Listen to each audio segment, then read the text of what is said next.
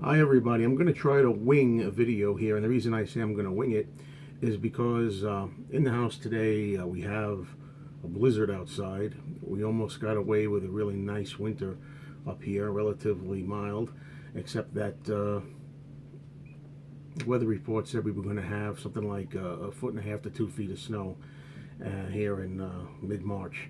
And it turns out that it's not as bad as they said it was going to be, but yet outside around me I've got the maintenance crew here at the apartment complex turning on their plows, doing their work, shoveling and everything. So if you hear any noises, that's what it is. But still, I'm going to push on regardless. And what I'm going to do here is show you some vinyl finds of all kinds, stuff that's not Beatles related. In addition to LPs, I have a couple of 45s that I'll show at the end, and I also have some compact discs, quite a few compact discs, which I want to show at the end also. I haven't decided yet whether I'm going to start a new video series called Compact Disc Finds, or CD acquisitions or something like that, because I'm finding that I'm buying CDs to listen to in the car, which I like to do a lot. Okay, now some of these vinyl LPs I'm going to show here are going to be from a collection. All this stuff here that I'm going to show, by the way, I got a couple of weeks ago when I was on a vacation, and I got a lot of stuff during my vacation. I haven't shown these yet for one reason or another, and some of these are going to be LPs that were acquired in that really immaculate collection that came in. You know, a guy that had all these records that he hardly played that were in really beautiful shape, and like new, some of them in shrink and some of them not. The records are mint. So I'm going to start with this one that's from that collection. Now this is an album that I had been looking for in pristine shape for a very long time. It's Parallel Lines by Blondie, and it's a first press because on the back you don't have that annoying ugly barcode that they put on later, and to find this in the shrink was pretty amazing, and especially with the hype sticker, which is an added bonus. I would have been happy just to have it in the shrink. Now, when I showed Beatles finds that I got, I showed all the records. The records were like immaculate and unplayed records. I don't think I'm going to do that with these, because I got quite a few here to show. Maybe for a few, depending on what they are, I'll show some of them. This one here is, it's already, too bad I have this in a protective outer sleeve. It's from that collection. It's one of several Bob Dylan albums that were in it. This is another side of Bob Dylan, mono copy, original. It's still in the shrink wrap. I have it in a clear outer sleeve, excuse me. So it's not really easy to see that. But for this particular record, I'm going to take the record out. For any Dylan fans out there, might want to see. Nice record. Now, comes in the original clear inner sleeve, and like so many of the records, if not all the records in the collection, it looks pretty minty. Columbia 2i label. Now, I have been doing a lot better at getting restraint lately and not buying a lot of records. Now, a couple of weeks ago when I found this collection, whenever it was, I had a copy there of the first Bob Dylan solo album, self-titled, and it was the same situation. It was in the shrink wrap. It was mint. It looked like right off the shelves from 1962, that one. And in that case, the record was much the same as this, except the inner plastic sleeve that housed the record was sealed. It was never opened from like 55 years. It was never opened. And I almost paid the money for that. But I said to myself, you know, in that case, I have a copy of the first Bob Dylan album, really minty like that. There's no shrink on it, but it's minty enough that I'll leave that alone, save myself some money. You know, so here and there when I can save money, I'm trying to do that. Now here we have a copy of what is often considered Bob Dylan's very worst album, called Simply Dylan, and you can look up the history of this or why it's such a terrible album. But I just couldn't resist it anyway. You know, trying to get pretty complete Bob Dylan collection, and this is in the shrink, and it's got the hype sticker. So I really wanted to get it. And I noticed that a lot of these will have this sticker on here from Free Being. I don't know if you know the store Free Being, but that's a lot of the collection came from Free Being record store.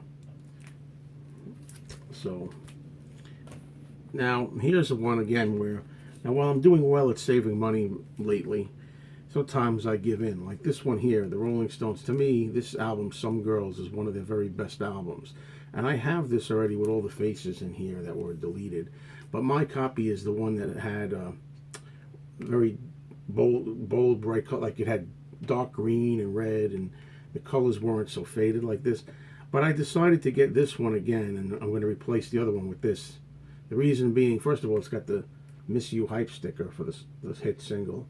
And another thing is, this particular album reminds me of my younger sister who passed away. Her copy, she had this in I guess 70, 78, 77, 78, whenever it came out. I think 78.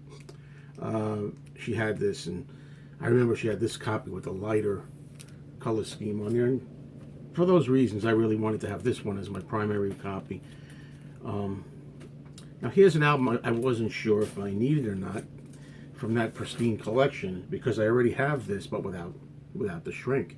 Jim Croce, Photographs and Memories, his greatest hits.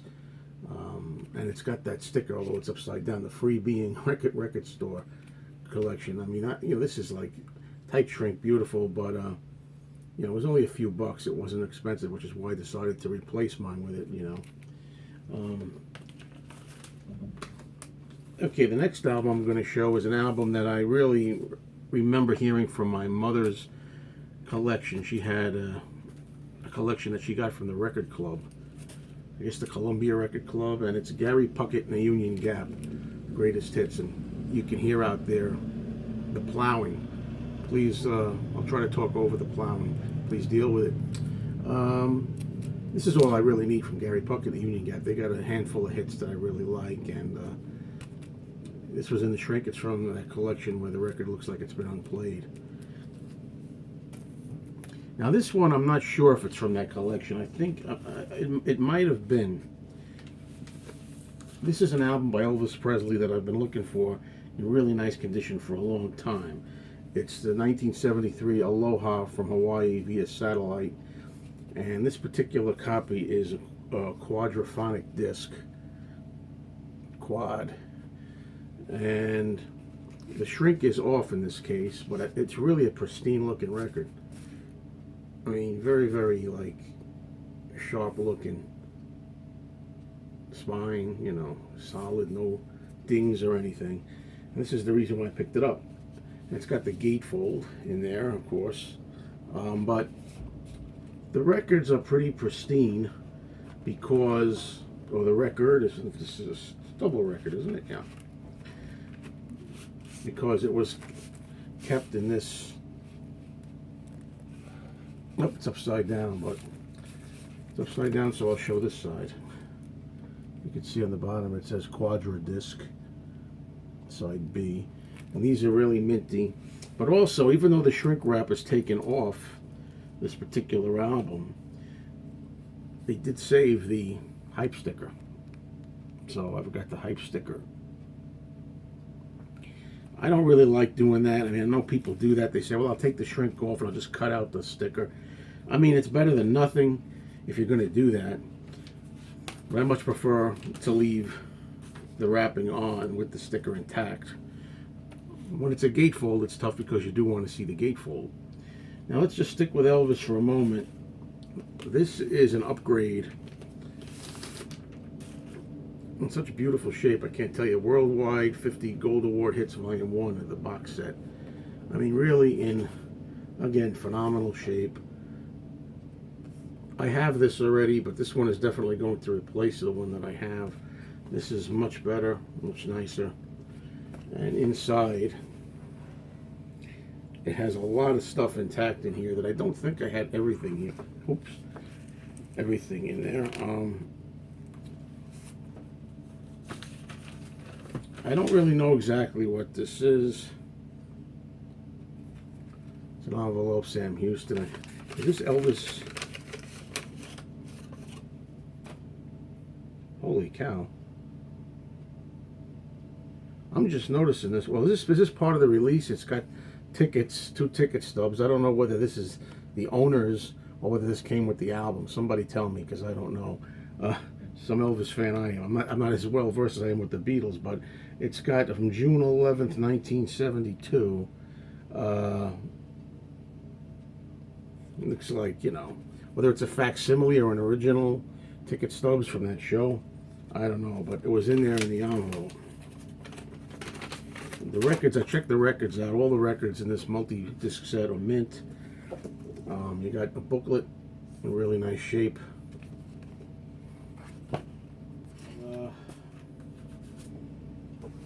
Well, anyway, this is a nice book.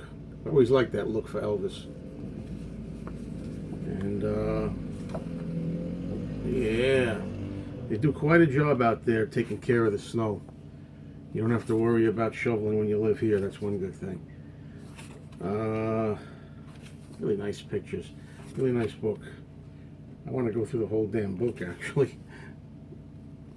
Anyway, and take it from me when I tell you that the records, the inner sleeves, the records, they're all immaculate in this.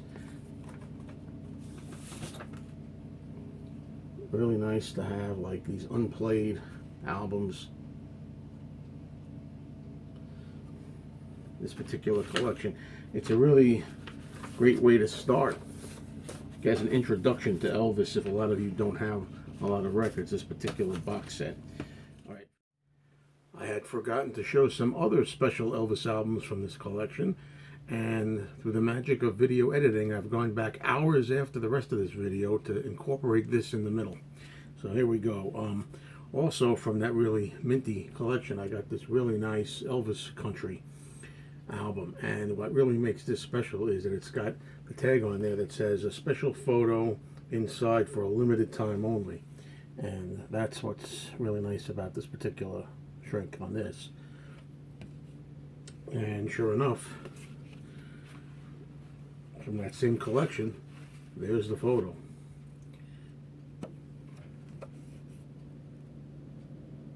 So very, very happy to have this. And the record, again, looking virtually unplayed, in minty shape. Okay, so I got a few more to show here from this particular batch. Also from that collection, this one here, February 1970 on stage. Unfortunately, the shrink is torn here, and you got that messy looking nonsense up there.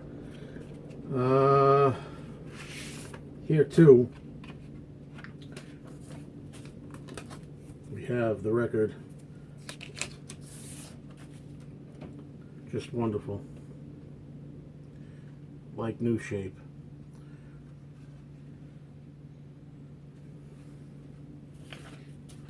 I have one more Elvis to incorporate in here,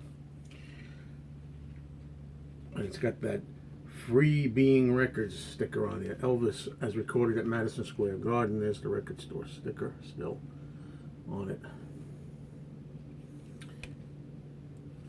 The shrink, really nice. Sorry I forgot to show those. Well, it'll make no difference to you because it's going to be in the same video. Also, I got a hold of this, the Cars Shake It Up in the shrink.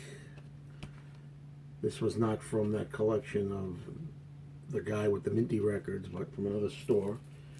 And also from that store, I had gotten this also in shrink, the Cars Panorama album. Yes, Panorama.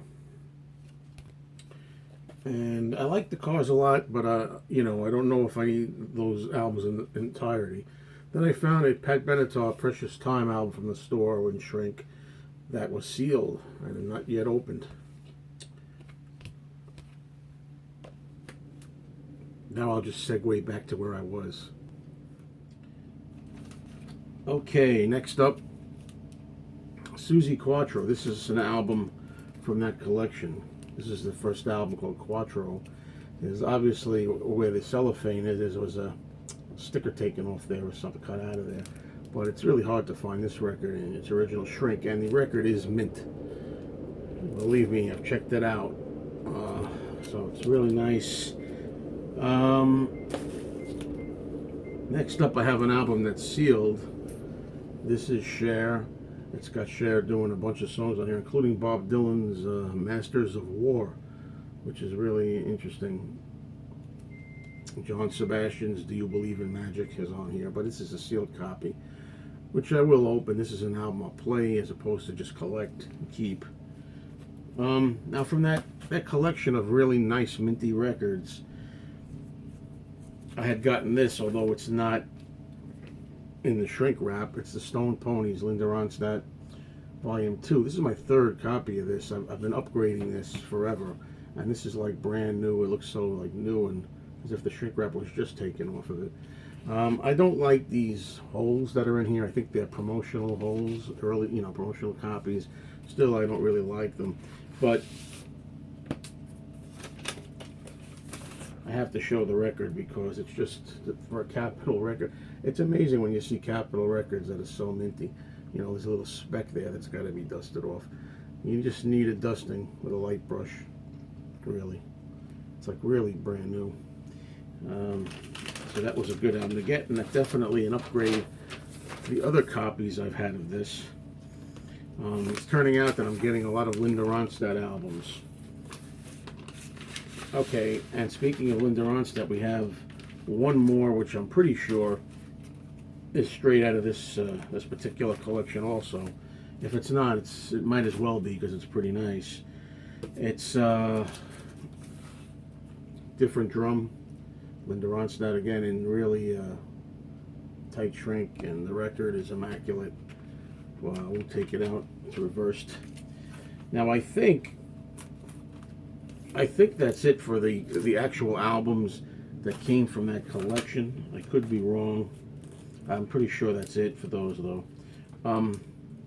Next up, I have an album in shrink that I got while I was on vacation. This is not from that collection, but I picked this up at a record store, and it's the Pretenders' first album in shrink wrap. And it's got the hype sticker, and this was like only a couple of bucks. The record was trashed, although this is a case of Frankensteining an album together, because I Frankensteined the good copy record that I had into this album jacket with the hype sticker. And sometimes you have to do that if you want to get a nice copy through and through of a certain record. Okay, next up, I hate when you have to defend an album. You really shouldn't have to, or defend a purchase. I'm going to defend this though. Tony Orlando and Dawn. Why do I have this? And it's got a hype sticker, which is one of the reasons. Tie a yellow ribbon around the old oak tree, or should I say old oak tree, without the D. This was a record, a song that was very big on the radio when I grew up as a child, and it reminds me of my childhood. Simple as that.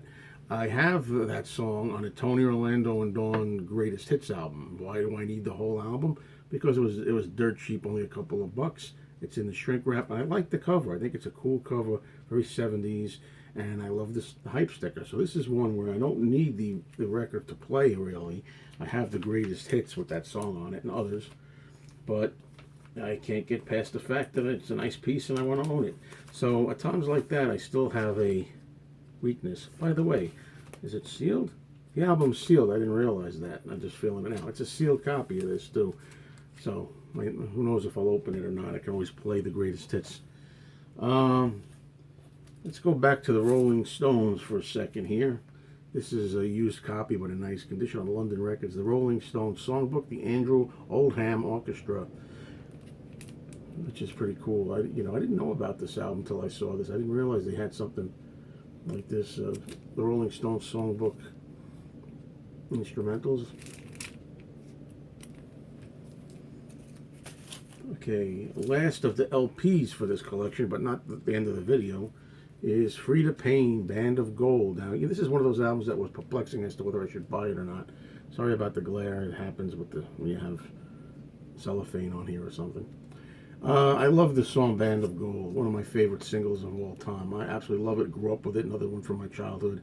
But when I saw the actual LP, I never saw the LP for this. I didn't know what it looked like, and I listened to it. I don't think the rest of the album held up at all, but it wasn't a bad listen. It was an okay listen.